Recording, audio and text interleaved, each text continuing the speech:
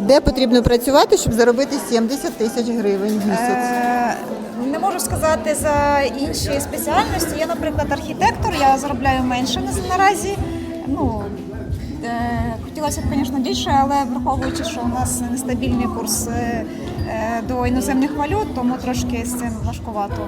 Тому треба шукати, мабуть, щось пробувати. Чому архітектор у нас так мало заробляє? Вопрос. Це тому, що у мене 19 років досвіду вже. Представляєте? Ось, ну, якось так. якось В Україні, на жаль, так. Я, наприклад, дізнаюся іноді, що майстер манікюру, наприклад, заробляє більше, вибачте, ніж архітектор.